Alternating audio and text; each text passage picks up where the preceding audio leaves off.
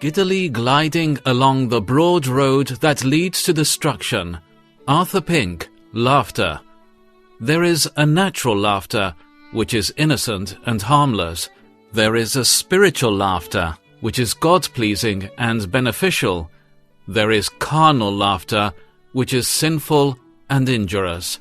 Woe unto you who laugh now, for you shall mourn and weep. Luke 6:25.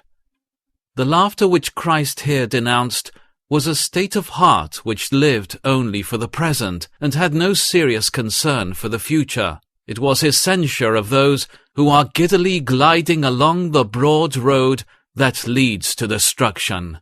In the light of the immediate context, the reference is to those who rejoiced in the abundance of their worldly possessions and found their delight in making gods of their bellies.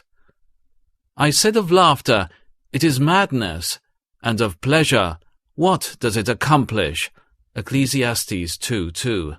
Those were the words of one who was granted the opportunity and afforded the means of gratifying every carnal desire and of obtaining every object which the natural heart and eye can covet, only to prove from experience that all were but vanity and vexation of spirit.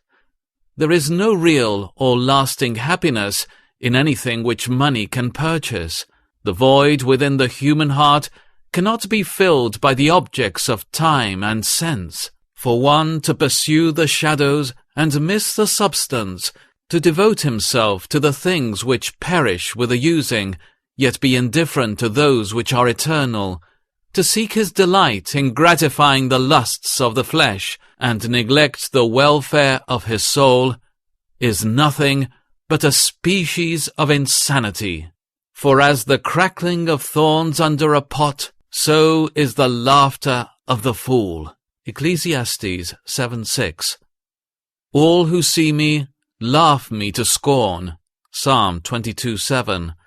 So far were they from pitying him, they added to his afflictions with their ribaldry, making jest of his very sufferings. Horrid humanity, fearful impiety. None should ever doubt the total depravity of man, as they see here to what unspeakable depths of iniquity man sinks when the restraining hand of God is removed from him. The spectators of the dying Redeemer's agonies exerted the utmost of the venom of their hearts upon him. This was a diabolical laughter.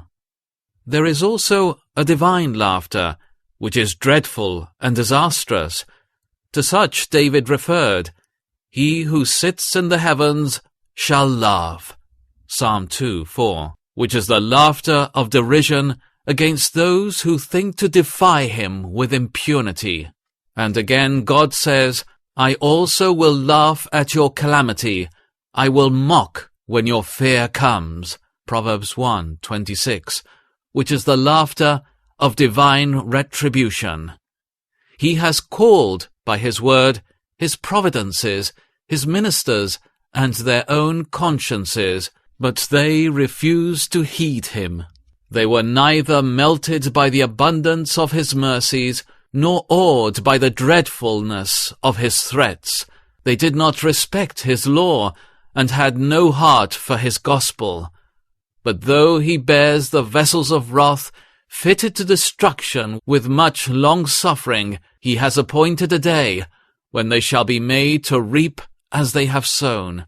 As they scorned his messengers when they warned of the wrath to come, so shall he turn a deaf ear then to their cries for mercy, and righteously laugh at their calamity.